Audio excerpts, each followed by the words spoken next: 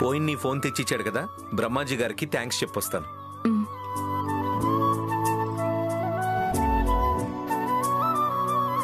మనలో మనకి థ్యాంక్స్ ఏంటి బ్రదర్? ఈ మాత్రం హెల్ప్ చేస్తేనే థ్యాంక్స్ చెప్పేస్తారా? హెల్ప్ అంటే గుర్తొచ్చింది బ్రదర్, మనం అగ్రిమెంట్ చేయడానికి వెళ్ళిన ఆ ఎండి పెద్ద ఫ్రాడ్ గాడంట. వాడు ఛానల్ పెట్టి అమ్మాయిల్ని ట్రాప్ చేసి ఆ అమ్మాయిల్ని వేరే దేశానికి అమ్మేస్తున్నాడట. మనం చాలా అదృష్టవంతులం బ్రదర్. మన తులసి వాడి ట్రాప్లో పడకుండా బయటపడింది. వాడి ఛానల్లో వర్క్ చేస్తూ ఏదో 4 రూపాయలు సంపాదించుకుందామని ఆశపడ్డాను. చివరికి నా ఆశ కాస్త నిరాశ అయిపోయింది. నాకు వర్క్ పోయింది, ఆదాయం పోయింది. మీరే ఏదైనా హెల్ప్ చేసి ఎక్కడైనా చిన్న ఉద్యోగం వచ్చేలా చూడండి. అదేంటి బ్రదర్ అలా అంటారు? కూర్చోండి.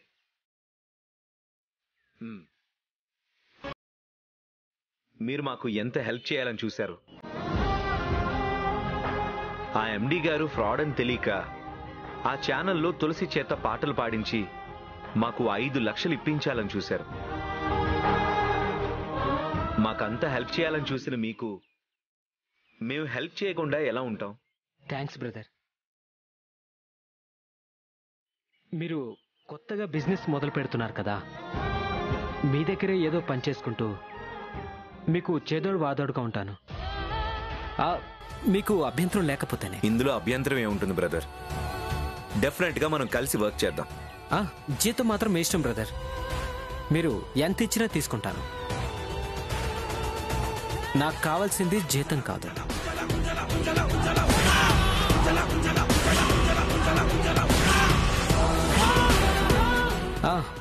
మీతో కలిసి పనిచేయడమే చాలు. అలాగే brother. Thank you brother, thank you very much. Brother, మీరు ఈ కంపెనీకి యజమాని కాబట్టి మీ టేబుల్ అక్కడ ఉండకూడదు. వాస్తు ప్రకారం అదిగో అటు సైడ్ ఉండాలి. అలాగే, అయితే ఇప్పుడే మార్చేస్తాను. కూర్చోండి బ్రదర్. మీరు అలా ఉండండి.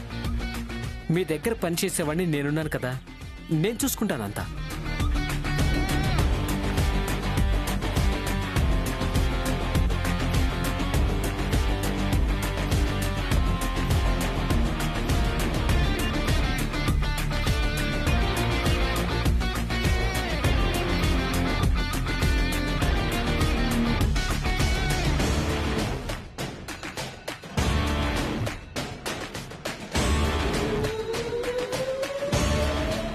బ్రదర్, ఇప్పుడు వాస్తు ప్రకారం అంత పర్ఫెక్ట్ గా ఉంది.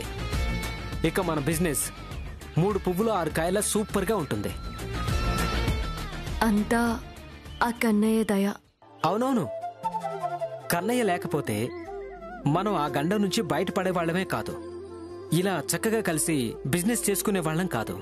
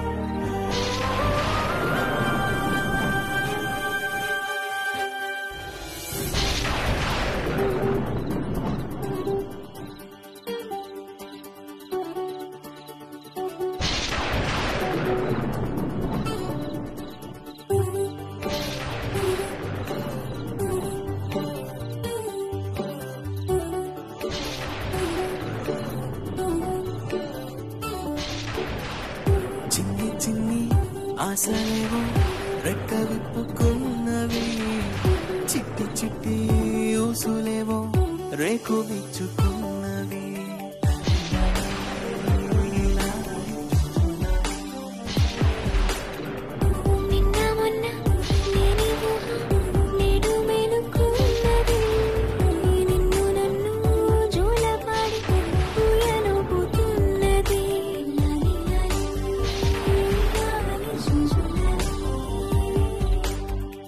కొత్త కొత్త పిలుపులే గుండె మీటుతున్నవి, కోటి కోటి మాటలే గొంతు దాటుతున్నవి.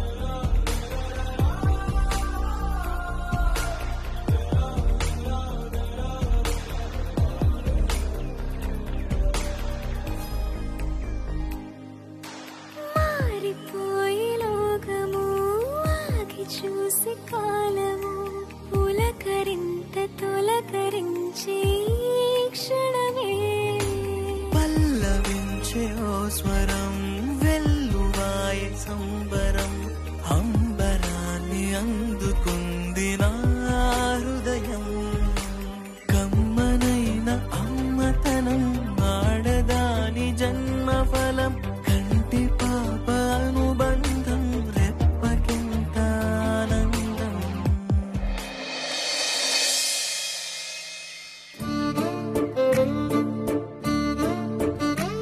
ఏంటి సిగ్గుపడుతున్నావు?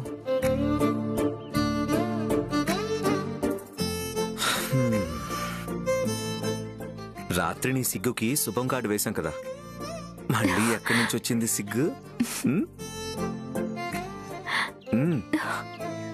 ఏంటి లేస్తున్నావు? టైం 9 అయిందా అఖిల్ బాబు? 9 కదా, పర్వాలేదులే.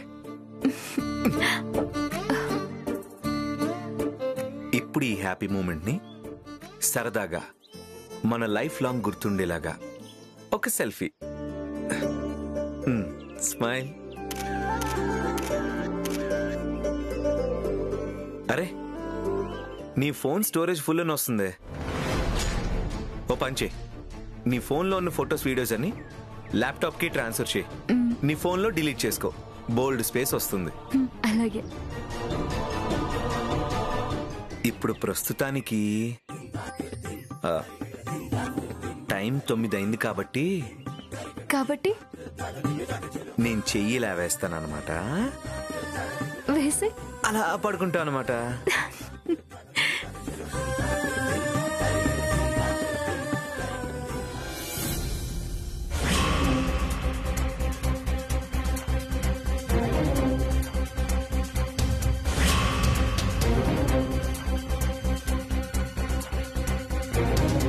ఏంటి, ఐశ్వర్య మీ అందర్నీ ఉద్యోగంలోంచి తీసేసిందా? అవును మేడం. ఇదేంటి, ఉన్నట్టుండి మిమ్మల్ని ఉద్యోగంలోంచి ఎందుకు తీసేసినట్టు? నేను చెప్తాను అత్తయ్య.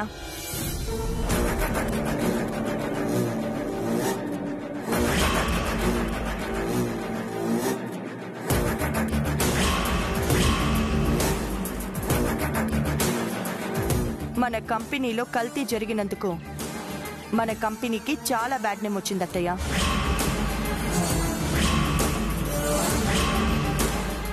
మన దగ్గర మసాలా కొన్న వాళ్ళు కూడా మళ్ళీ సరుకంతా వెనక్కి పంపించేశారు. కొత్త ఆర్డర్స్ అస్సలు రావడం లేదు. బిజినెస్ జీరోకి పడిపోయింది. ఈ విషయం గురించి మన లీగల్ అడ్వైజర్స్తో, మన బోర్డ్ డైరెక్టర్స్తో, మన మేనేజర్స్తో మాట్లాడాను. మన కంపెనీకి కొత్త పేరు పెట్టాలని చెప్పారు. మన దగ్గర పనిచేసే వర్కర్స్ అందరినీ తీసేసి కొత్త వర్కర్స్ని అపాయింట్ చేసుకోవాలని చెప్పారు. అలా కొత్త కంపెనీ పేరుతో కొత్త వర్కర్స్ని పెట్టుకొని కొత్త ప్రోడక్ట్ చేసి మార్కెట్కి వెళ్తే మళ్ళీ నెంబర్ 1 స్థానాన్ని తిరిగి సంపాదించుకోవచ్చని చెప్పారు. అందుకే A1 మసాలా కంపెనీ పేరుని మార్చాను.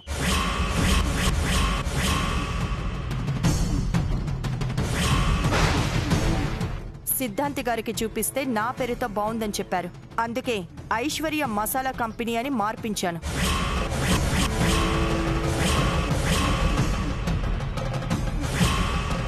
నా పేరుతో మారిన కంపెనీ డాక్యుమెంట్స్ కూడా ఈరోజే వచ్చాయి. తరతరాలుగా ఉన్న కంపెనీ పేరే తీసేసినప్పుడు వర్కర్స్ని తీసేయకుండా ఎలా ఉంటామత్తయ్య? మీరే చెప్పండి.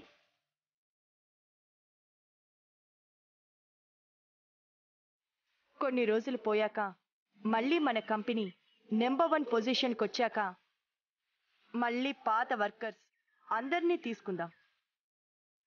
తప్పకుండా అందరినీ తీసుకుందాం.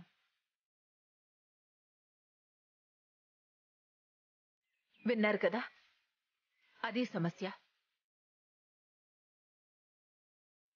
వెళ్ళిరండి.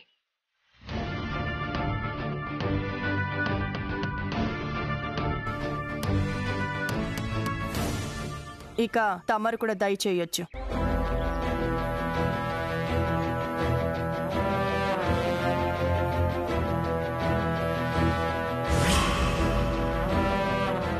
ఈ డాక్యుమెంట్స్ చూపించి ముసలాడితో ఓ ఆట ఆడుకుందాం.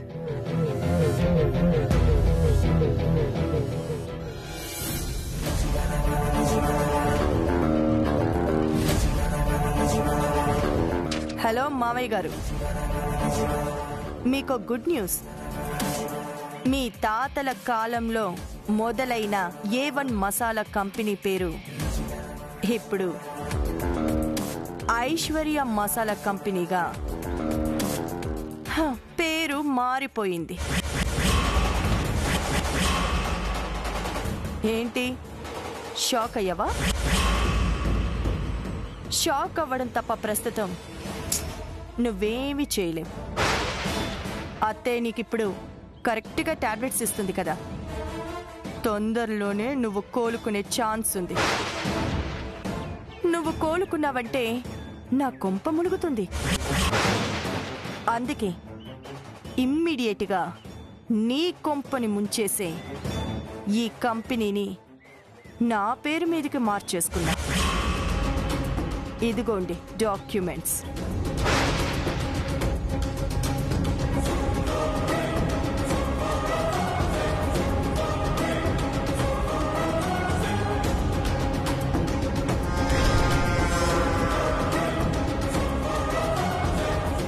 ఐశ్వర్య, ఏంటి ఐశ్వర్య, ఏం చూపిస్తున్నావు మీ మావయ్య గారికి? అదే అత్తయ్య, కంపెనీ పేరు మార్చాను కదా, ఆ డాక్యుమెంట్స్ని మావయ్య గారికి చూపిస్తున్నాను. మార్కెట్లో మన కంపెనీ పడిపోయిన విషయం మావయ్య గారికి తెలియాలి కదా.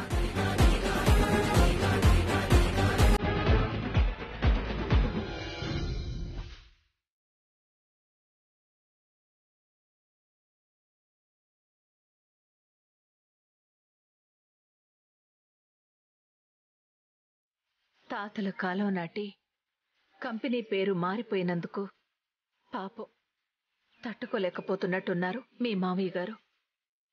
ఈ బాధ ఎక్కువ రోజులు ఉండదత్తయ్య. ఐశ్వర్య మసాలా కంపెనీ మార్కెట్లో నెంబర్ 1 పొజిషన్కి రాగానే మళ్ళీ దాని పేరుని A1 మసాలా కంపెనీగా మార్చేస్తా. అప్పుడు మావయ్య సంతోషిస్తారు.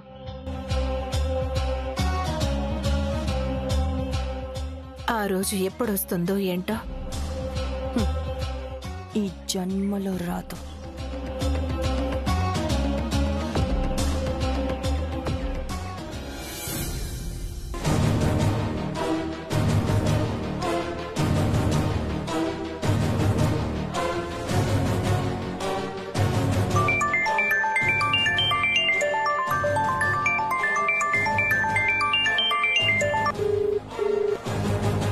Hello madam. తన దగ్గర నుంచి ఫోన్ సంపాదించావా?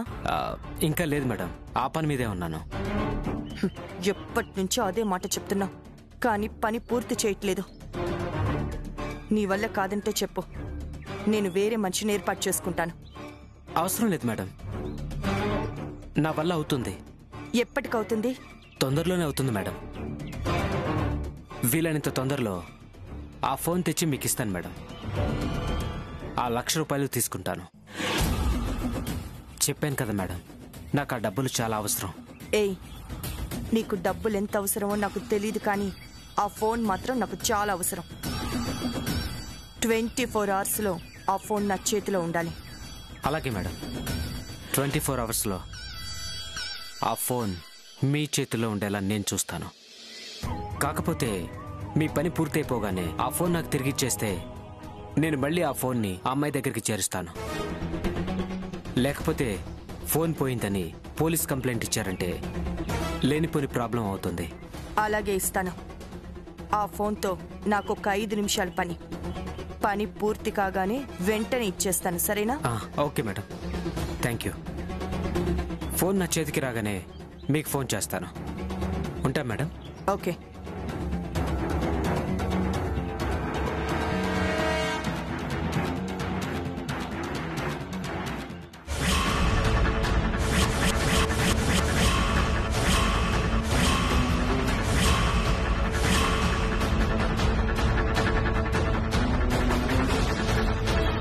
అక్క, నువ్వా?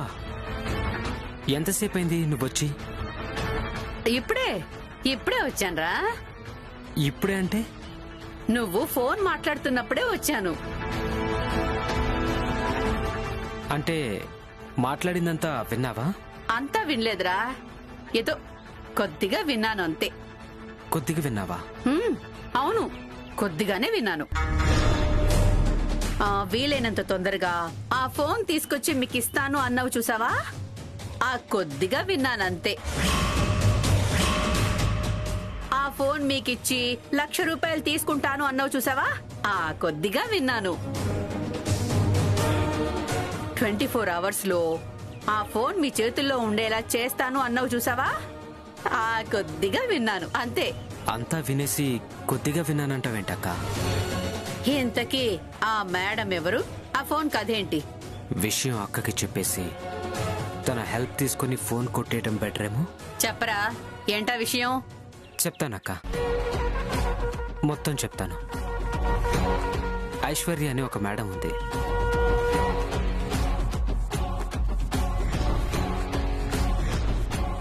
ఈ అమ్మాయి నీకు కనపడితే వెంటనే నాకు ఫోన్ చేయి. నీకు ఎంత డబ్బు కావాలంటే అంత డబ్బు ఇస్తాను. అది విషయం అక్క. ఒక్క 5 నిమిషాలు గనుక ఆ తులసి దగ్గర నుంచి మనం ఆ ఫోన్ని తెప్పించగలిగితే ₹1,00,000 వస్తాయి. కానీ ఎన్నిసార్లు ట్రై చేసినా ఆ ఫోన్ని కొట్టేయలేకపోతున్నాను. నువ్వు ఎన్నిసార్లు ట్రై చేసినా కాని పనిని నేను ఒక్కసారి ట్రై చేసి పూర్తి చేస్తాను. 1 గంటలో ఆ మేడంని ₹1,00,000 తీసుకొని నేను చెప్పిన చోటుకి రమ్మను. ఫోన్ తీసుకొని నేను వెళ్తాను. గంటలోనా? గంటలోనే. చెయ్యి, ఆవిడకి ఫోన్ చెయ్యి. అలాగే అక్క. Hello madam. చెప్పు. మీరు అడిగిన ఫోన్ మీకు తెచ్చివ్వడానికి మా అక్క వనజాక్షి హెల్ప్ తీసుకుంటున్నాను మేడం. ఓకే. గంటలో మా అక్క ఆ ఫోన్ తీసుకొని మీ దగ్గరికి వస్తుంది. 5 నిమిషాల్లో మీ పని పూర్తి చేసుకొని ఆ ఫోన్ తిరిగి మా అక్కకి ఇవ్వాలి. అలాగే ఇస్తాను, తప్పకుండా ఇస్తాను. ఓకే మేడం, డబ్బులు తీసుకొని మీరు అక్కడికి వచ్చేసేయండి. ఓకే.